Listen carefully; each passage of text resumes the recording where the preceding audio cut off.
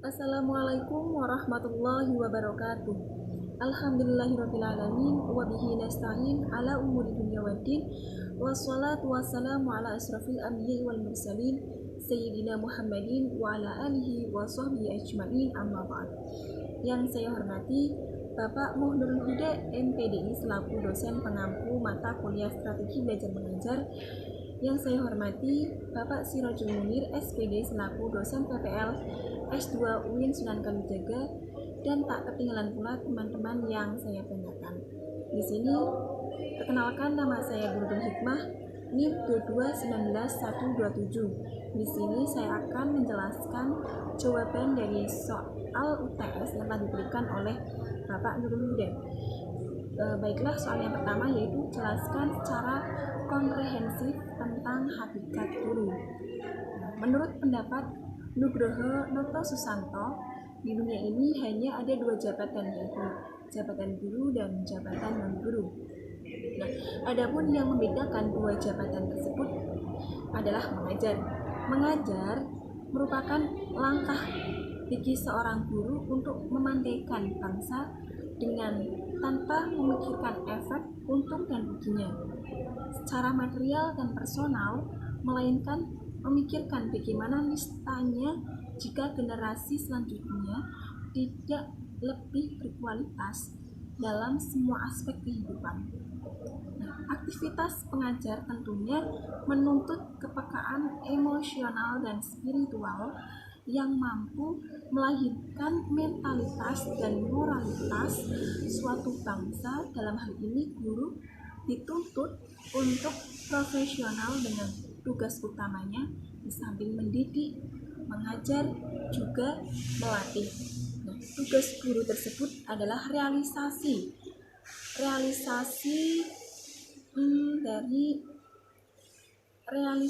dari perbuatan yang istilahnya vehicle completion process. Dinamakan kompleks karena guru dituntut untuk berkompetensi personal, profesional, dan sosial kultural secara terpadu dalam proses pembelajaran. Kemudian guru hendaknya mampu mengintegrasikan penguasaan materi dan metode, teori dan praktek dalam interaksi peserta didiknya. Kemudian guru haruslah mampu memadukan unsur seni, ilmu teknologi, pilihan nilai, dan keterampilan bagi anak asuhnya dalam proses belajar mengajar. Secara praktis, tugas dan peran antar guru negeri dan swasta adalah sama. Mereka sama-sama mendidik, mengajar, dan melatih, yaitu menyampaikan ilmu pengetahuan, memahamkan, dan menjadikan peserta didiknya untuk lebih pandai. Yang terpenting bagi seorang guru hendaknya memegang teguh komitmen ingarso sung tulodo ing madya mohon karso dan tuturi handayani. Ingarso sung tulodo maknanya bahwa guru harus menjadi panutan, dapat digugu dan ditiru atas semua perkataan dan perbuatannya.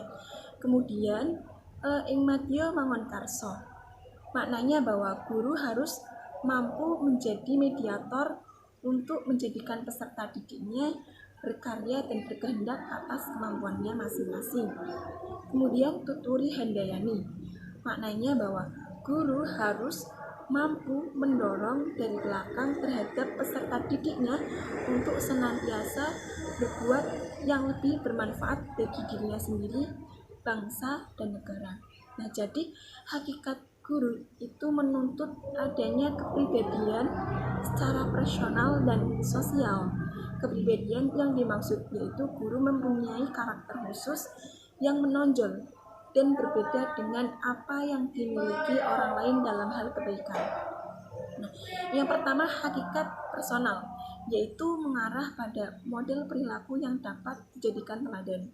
Kemudian yang kedua, hakikat sosial, yaitu menuju pada mendahulukan kepentingan umum daripada kepentingan pribadi. Jadi kesimpulannya bahwa hakikat guru adalah Yang pertama yaitu orang yang memiliki minat, tidak pernah lelah dan bosan mencari atau menambah ilmu dan menyampaikan pada orang lain atau peserta didik kapan saja. Kemudian yang kedua, orang yang berbakat, mempunyai kelebihan dan hasilnya sesuai dengan harapan. Kemudian hakikat guru yang ketiga yaitu orang yang bertanggung jawab, mampu mengubah pengetahuan, sikap kepribadian, dan keterampilan peserta didiknya lebih baik. Kemudian yang keempat, orang yang mempunyai panggilan jiwa, mau berkorban demi kemajuan peserta didiknya.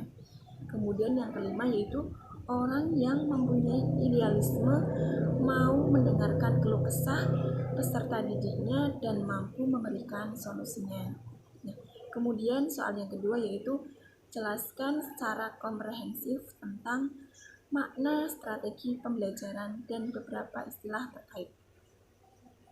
Nah, kata pepatah at-thariqatu ahammu minal maddah, yang artinya strategi pembelajaran lebih penting dari materi yang disampaikan. Jadi jelasnya bahwa strategi dalam menyampaikan materi pelajaran adalah suatu hal yang sangat urgent, sangat penting dalam proses pembelajaran. Nah, dari segi bahasa, kata strategi berasal dari bahasa Yunani yaitu strategos, artinya jenderal atau panglima. Nah, sehingga strategi diartikan sebagai ilmu kejeneralan, ilmu kepanglimaan.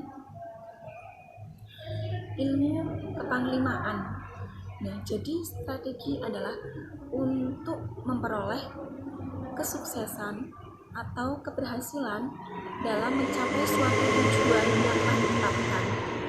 Nah, menurut ahli pendidikan J.R. David tahun 1976 dalam Gulo mengartikan strategi pembelajaran sebagai a plan, method, or series of activities designed to achieve a particular educational goal. Nah, maksudnya menurut ahli pendidikan J.R. David tahun 1976 dalam Gulo mengartikan strategi pembelajaran sebagai a plan, method, or series of activities designed to achieve a particular educational goal. Maksudnya adalah bahwa strategi pembelajaran adalah perencanaan yang berisi tentang rangkaian kegiatan yang didesain untuk mencapai tujuan pendidikan tertentu. Menurut pengertian ini, strategi belajar mengajar meliputi rencana metode dan perangkat kegiatan yang direncanakan untuk mencapai tujuan pembelajaran tertentu. Untuk melaksanakan suatu strategi tertentu diperlukan seperangkat metode pengajaran, suatu program pengajaran yang diselenggarakan oleh guru dalam satu kali tatap muka, bisa dilaksanakan dengan berbagai metode seperti ceramah, tanya jawab, pemberian tugas, dan diskusi kelompok. Nah, ada pun beberapa istilah yang hampir sama dengan strategi, yaitu metode, pendekatan, teknik, atau taktik dalam pembelajaran. Nah, di sini yang pertama yaitu metode. Metode adalah upaya untuk mengimplementasikan rencana yang sudah disusun dalam kegiatan nyata agar tujuan yang telah disusun tercapai secara optimal. Nah, metode ini digunakan untuk merealisasikan strategi yang telah ditetapkan.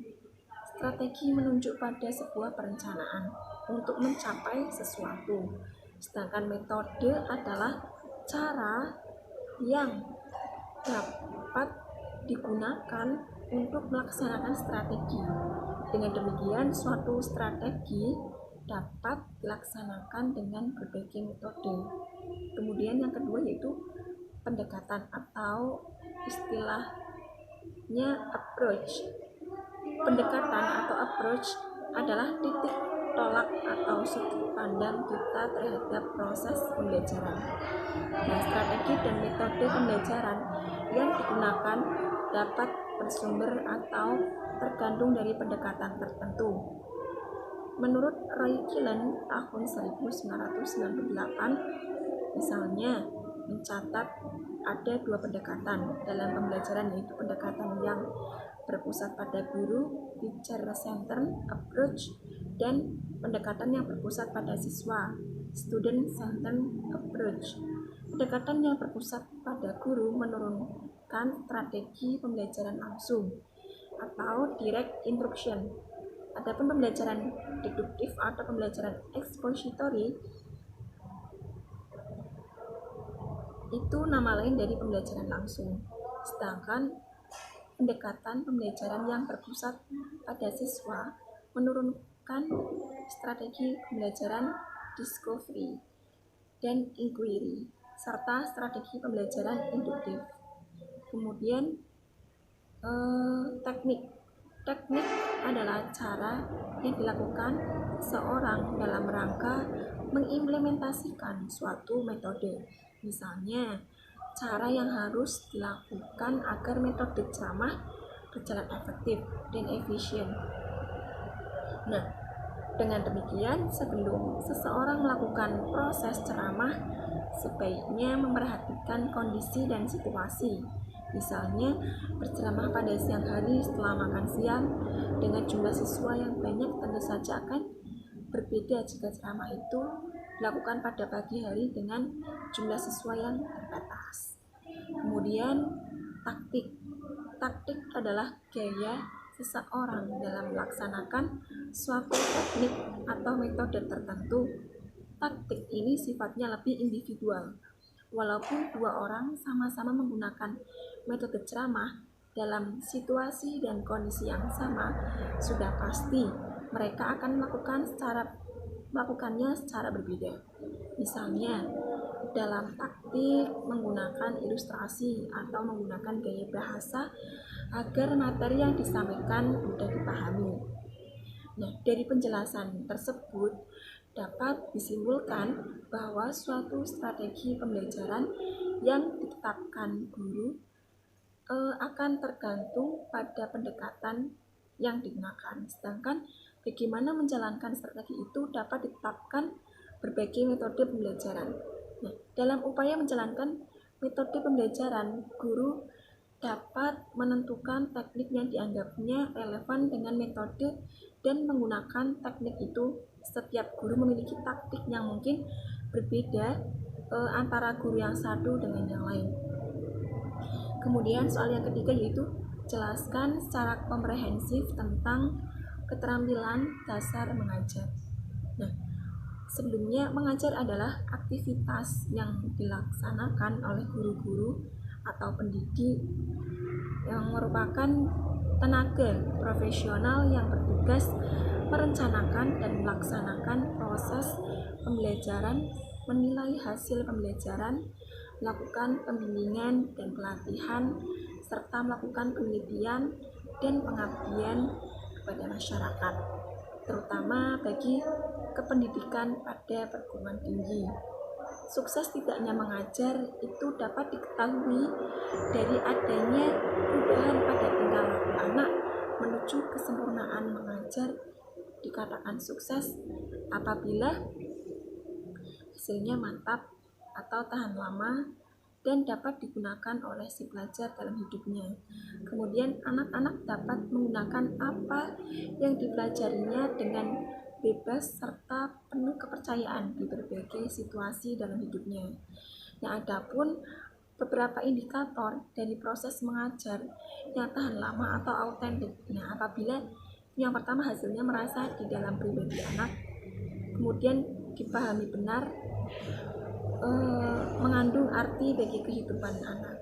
Jadi mengajar dengan sukses pada hakikatnya mengusahakan agar isi mata pelajaran itu meaningful, useful, dan mengembangkan seluruh aspek pribadi anak.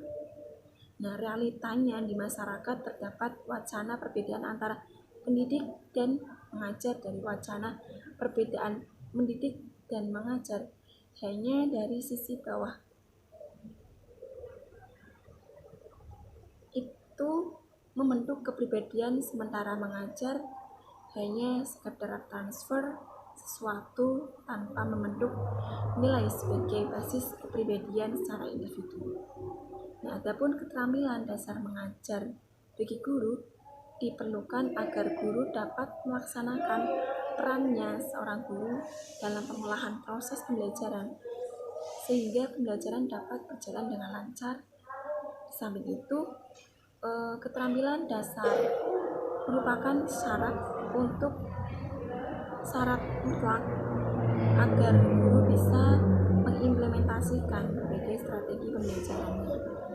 Nah, menurut Tourney pada tahun 1973 dalam Abdul Majid bahwa ada 8 keterampilan dasar yang harus dikuasai oleh guru sebagai berikut.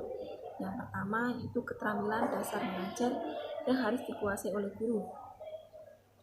Keterampilan membuka dan menutup pelajaran, menumbuhkan motivasi peserta didiknya, kemudian memberikan acuan kepada peserta didik dan membuat kaitan antar materi pelajaran. Kemudian keterampilan dalam menutup pelajaran.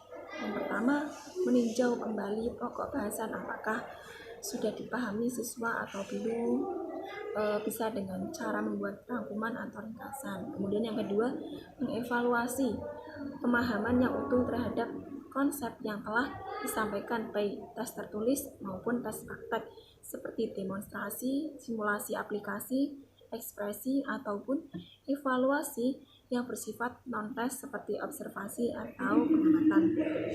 Nah, kemudian keterampilan menjelaskan materi ajar. Nah, yang pertama yaitu kecelakaan pengucapan vokal dan menghindari kata-kata kira-kira dan istilah-istilah lain yang tidak dapat dimengerti siswa. Kemudian yang kedua, penggunaan contoh dan ilustrasi untuk memperjelas suatu yang masih samar. Kemudian yang ketiga, pemberian tekanan bisa dengan ekspresi, tanda atau isyarat lisan seperti yang terpenting perhatiannya, silakan coba semuanya lihat halaman berapa itu. Kemudian yang keempat, penggunaan balikan dengan mengajukan pertanyaan seperti apakah kalian paham? Ditanyai seperti itu. Kemudian yang ketiga, keterampilan mengajar kelompok kecil atau individual dengan cara yang pertama mengadakan pendekatan secara pribadi, kemudian mengorganisasi kelompok dengan baik, kemudian membimbing dan memudahkan belajar.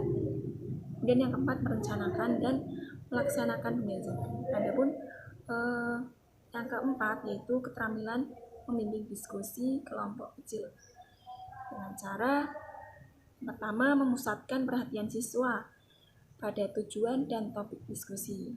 Kemudian yang kedua, memperjelas masalah maupun susulan atau pendapat. Kemudian yang ketiga, menganalisis pandangan atau pendapat siswa. Kemudian yang keempat, meningkatkan keaktifan siswa untuk berpendapat. Dan yang kelima, memberikan penggunaan penguatan yang efektif harus memperhatikan kehangatan dan efektivitas. Yang ketiga yaitu penggunaan penguatan yang efektif harus memperhatikan kehangatan dan efektivitas kebermaknaan dan menghindari respon yang negatif. Kemudian yang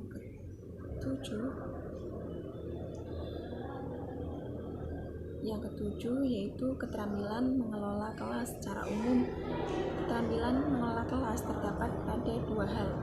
Pertama, menciptakan dan memelihara kondisi belajar yang optimal. Kedua, mengembalikan kondisi belajar yang optimal. Ada beberapa cara yang bisa dilakukan dalam menciptakan dan memelihara kondisi belajar yang optimal. Yang pertama, tanggap peduli dan perhatian, membagi dan memusatkan perhatian, memberi petunjuk yang jelas, menegur apabila terjadi penyimpangan, kemudian memberi penguatan. Kemudian Keterampilan yang ke-8 yaitu keterampilan mengadakan variasi dalam proses pembelajaran.